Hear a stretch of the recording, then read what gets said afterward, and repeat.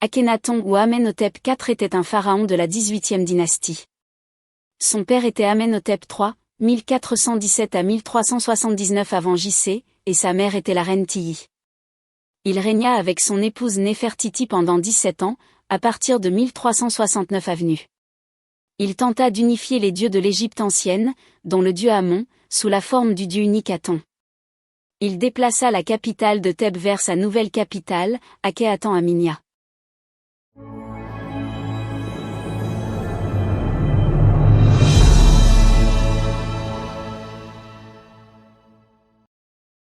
Le roi Akhénaton était occupé par ses réformes religieuses et se détourna de la politique étrangère et de la gestion de l'empire s'étendant jusqu'au Haut-Euphrate et à la Nubie au sud. La partie asiatique s'en sépare. À sa mort, son frère Toutankhamon lui succéda, qui abandonna la doctrine d'Aton et quitta la capitale pour Thèbes et annonça le retour de la doctrine d'Amon, déclarant qu'il était Toutankhamon. Les prêtres thébains démolirent les monuments d'Akhénaton et de sa ville et y effacèrent son nom. Le nom royal était Amenhotep IV, mais 6 ans après son accession au trône, il s'appelait Akhénaton, nom sous lequel il est devenu célèbre. Année du règne d'Amenhotep IV. Les premières années du règne d'Amenhotep IV, Akhénaton, se passèrent alors qu'il partageait le pouvoir avec son père dans la capitale, Thèbes.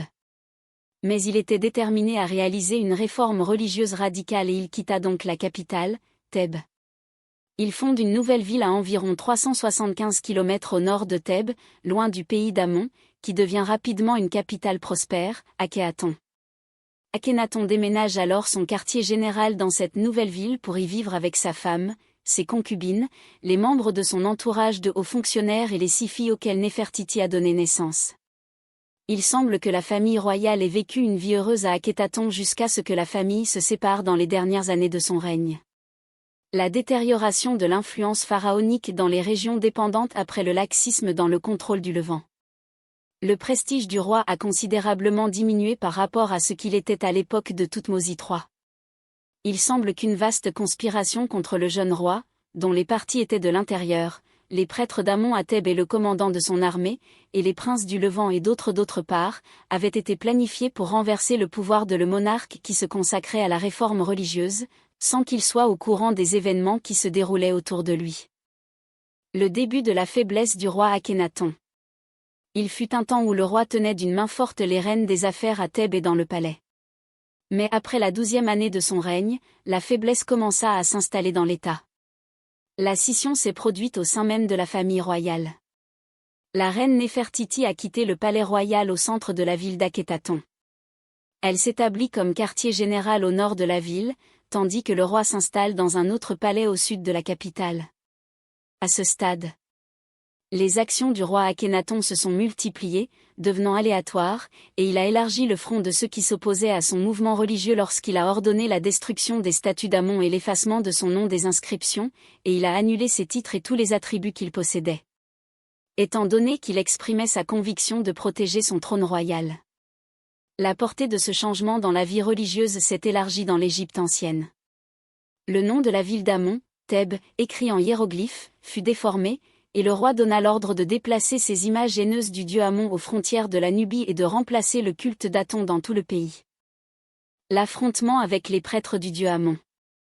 Cette politique religieuse menée par le roi se heurte à une forte opposition menée par les prêtres des temples les plus touchés par l'unification des cultes, ainsi que par les nobles dont les privilèges sont menacés par les réformes, et par les officiers et chefs militaires dont l'influence la situation de l'État a diminué en raison du manque d'intérêt du roi pour l'armée et de sa réticence à suivre la politique expansionniste de ses prédécesseurs. Ainsi, les capacités ont été affaiblies. Le prestige militaire de l'État s'est détérioré à l'intérieur et à l'extérieur et les puissants pays anatoliens ont pénétré en Syrie. Les documents d'Amarna, notamment leurs lettres diplomatiques, indiquaient la réalité de la situation en Palestine et en Syrie. Changer son nom en Akhénaton. À peine devenu roi, il se révolta contre la religion d'Amon et les méthodes suivies par ses prêtres. Le grand temple de Karnak comptait un grand groupe de femmes qui étaient apparemment des concubines d'Amon et qui, en réalité, étaient destinées aux prêtres.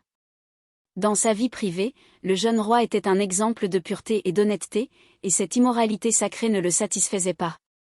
L'odeur du sang du bélier offert en sacrifice à Amon était fétide et puante jusqu'au nez, tout comme la pratique des prêtres en matière de magie et de magie. La corruption politique s'est répandue et une révolution violente a éclaté à cause de tout cela. Il a déclaré avec courage que ses dieux et toutes les célébrations et rituels religieux sont tous du paganisme dégénéré et que le monde n'a qu'un seul dieu Aton. Akhenaton a vu que la divinité est plus grande dans le soleil, source de lumière et de toute vie sur terre. Conspiration des prêtres d'Amon. Il ne fait aucun doute qu'Akhenaton a sous-estimé le pouvoir et l'entêtement des prêtres et a exagéré la capacité du peuple à comprendre la religion innée. Les prêtres se levèrent de derrière le rideau, conspirant et se préparant, et les gens restèrent dans leurs maisons et isolés, adorant leurs nombreux dieux anciens. Pour aggraver les choses, des centaines d'artisans qui n'avaient de vie qu'aux dépens des temples commencèrent à se mettre secrètement en colère contre le roi hérétique. En effet, ses ministres et commandants dans les murs de ses palais l'enviaient et souhaitaient la mort. N'est-il pas l'homme qui a laissé l'État s'effondrer et se désintégrer entre ses mains? Le roi aimant qui aime sa femme. Pendant ce temps, le jeune roi menait une vie de simplicité et de contentement. Il eut 7 filles, mais il n'eut pas de fils mâle. Bien que la loi lui permette de demander un héritier mâle à sa seconde épouse, il ne propose pas cette solution et préfère rester fidèle à Néfertiti. Un petit chef-d'œuvre de son règne nous est parvenu, le représentant en train d'embrasser la reine. Il a également permis à ses photographes de le dessiner dans une calèche marchant dans les rues, s'amusant avec sa femme et ses filles. La reine s'asseyait à côté de lui lors des célébrations et lui tenait la main, tandis que ses filles jouaient à côté de son trône. Il a décrit sa femme comme « sa dame du bonheur » et a déclaré « le cœur du roi se réjouit quand il entend sa voix ». Dans son serment, il a utilisé cette formule « autant que cela plaise à mon cœur, à la reine et à ses enfants ». Le règne de ce roi fut une période de tendresse et de bonté au milieu de l'épopée du pouvoir et de l'autorité de l'histoire de l'Égypte. La séparation du Levant, les Hittites, de l'Égypte. D'horribles messages arrivaient du Levant, troublant le bonheur naïf et innocent du roi. Les Hittites et d'autres tribus voisines envahissaient les pays appartenant à l'Égypte au Proche-Orient. Les dirigeants nommés par l'Égypte ont commencé à demander une aide urgente. Akhenaton hésita à ce sujet.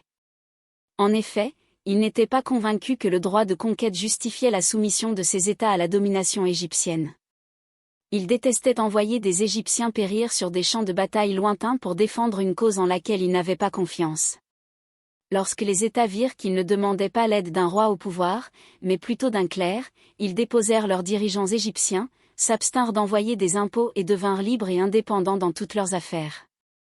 Il ne s'est écoulé qu'un maximum de temps jusqu'à ce que l'Égypte perde son vaste empire et rétrécisse jusqu'à redevenir un État petit et étroit. Le trésor égyptien, qui dépendait largement des impôts étrangers depuis un siècle, fut bientôt vide. Les impôts locaux furent réduits au maximum, les travaux dans les mines d'or furent interrompus et le chaos régna dans toutes les branches de l'administration intérieure. Akhenaton s'est retrouvé pauvre, sans amis ni soutien dans un monde qu'il avait auparavant imaginé être tout à lui. Les flammes de la révolution éclatèrent dans tous les États appartenant à l'Égypte et toutes les forces intérieures se soulevèrent contre lui, s'opposant à lui et anticipant sa chute. Il avait à peine 30 ans lorsqu'il mourut en 1362 avant J.C., le cœur brisé après avoir réalisé son incapacité à être roi et compris que son peuple n'était pas digne de lui. Décès, enterrement. Le roi Akhenaton mourut la 18e année de son règne et nous avons retrouvé son tombeau familial, qu'il avait fait graver au cœur du mont Amarna, en mauvais état après avoir été pillé et vandalisé. Les statues furent détruites partout où elles se trouvaient au cours de la période qui suivit son règne. Les temples d'Aton furent également démolis et leurs pierres furent utilisées pour remplir de nouvelles installations.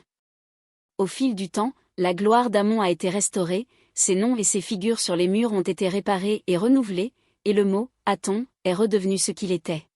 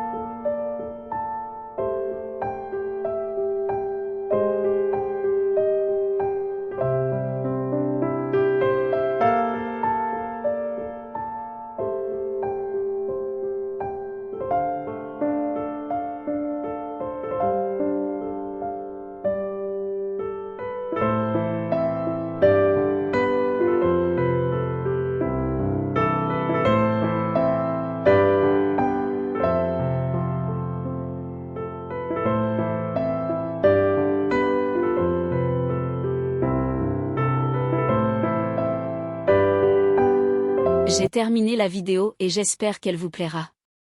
J'ai fait un effort pour préparer cette vidéo.